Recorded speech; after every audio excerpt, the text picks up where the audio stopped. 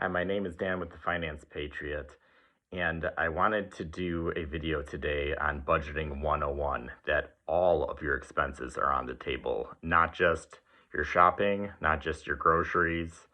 In fact, by only focusing on these two areas, you might be leaving out critical areas where you could vastly improve your financial situation and your life. Let's get started, but before I do so, can I ask you a favor?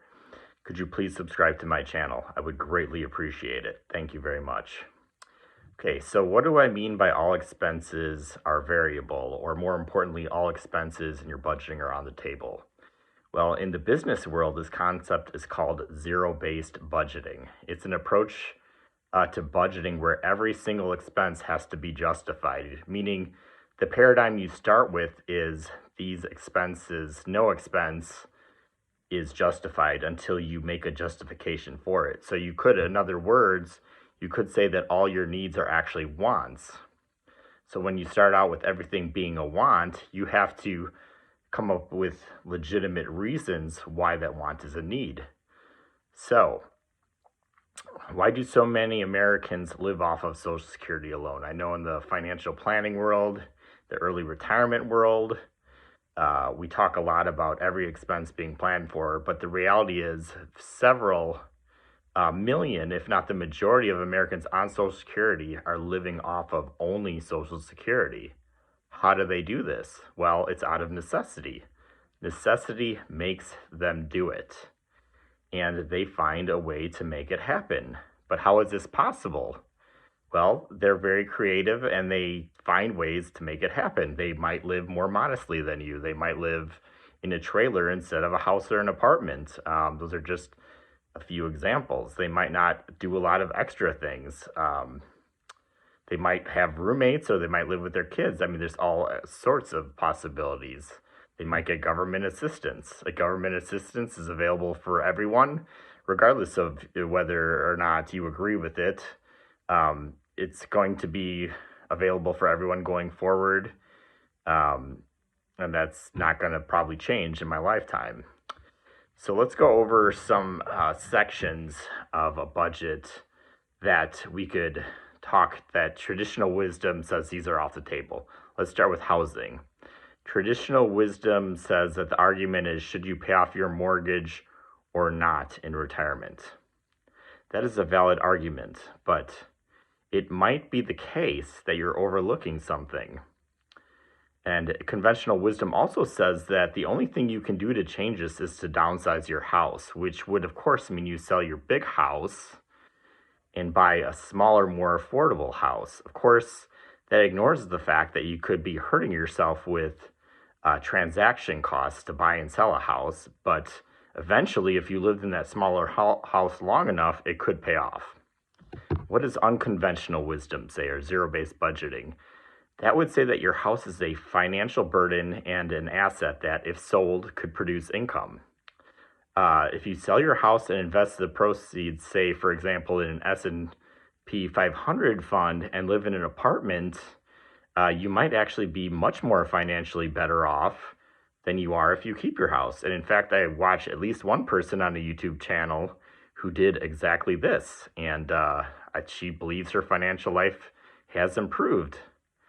And I believe that's the case. I've even believed that's the case with my own house. Now, why do I live in a house? Is it because I'm a hypocrite?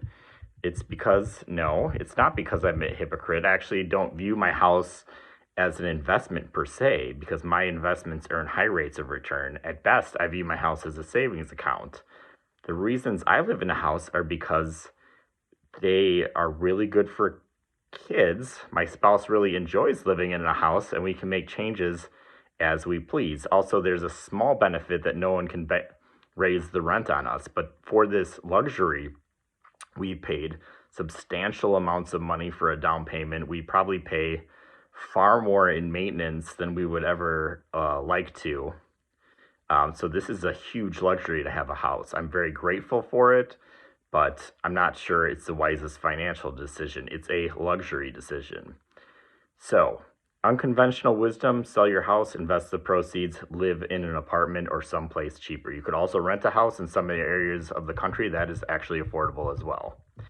let's go over insurance. This is not an item that I hear financial planners or budgeters talk about very much, other than long-term care, which in my opinion you should never buy. Insurance is offered to you, let's get this straight and be very clear about what the purpose of insurance is. It's not designed to benefit you, okay?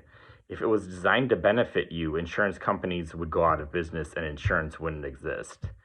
It exists because the insurance company wants your cash premiums and is betting against you, that they will never have to pay you. And the lower risk you are, chances are the more they are going to market to you. Therefore, what you need to do when you do your budgeting is reduce your premiums as much as you can with shopping around. So do comparison shopping. Increase your deductibles on car or home insurance. If you don't have a home, you don't even need home insurance. You could consider getting renter's insurance, although I probably wouldn't. I would self-insure. And another thing you can do is on your cars that are paid off, you can consider dropping your full coverage on your paid off cars. Those are all things you can do. Don't just assume that insurance is a fixed cost. Even just shopping between carriers can make a huge difference. Unfortunately, a lot of insurance agents whose interests are not aligned with yours, they are aligned with the insurance companies.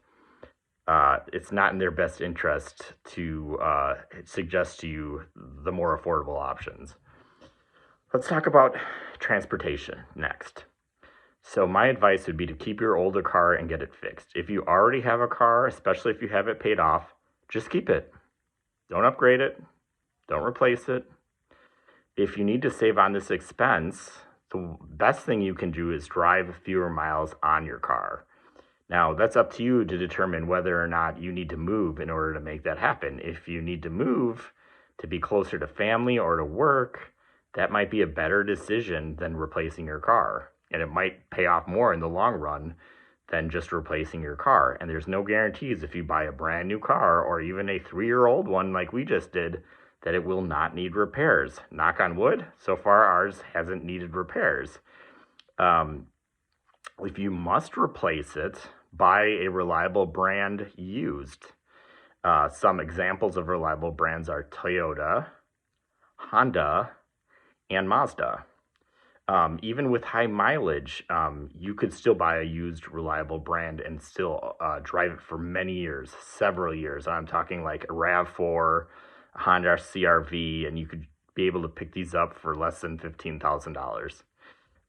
Another thing, reason two, is the car you want to buy really matching your retirement lifestyle? In retirement, you shouldn't need to drive much at all. And as you get really old, say 75 plus, you won't want to drive that much anyways, especially not at night. I mean, I have not known people in their 80s that drive more than 2,000 or 3,000 miles a year. They're driving very locally. They're rightfully afraid. They understand completely that their reactions aren't as quick as they used to be, and that affects your driving. So those are all things to consider as to the kind of car you buy. Now, the last example I want to give is food. There's a number of things you can do. We all know we need to eat, so in that sense, it is a need. But where and what you buy is all up to you. You can start by buying food at a cheaper place like Aldi. And you can also get more creative in what you buy. One example would be potatoes. They are inexpensive and packed with nutrients. They're also very filling. One suggestion I have for you is to keep a record of all food that you throw away. So when you throw something in the garbage, either write it down or put it in a spreadsheet what you threw away. This will show you where your food waste is.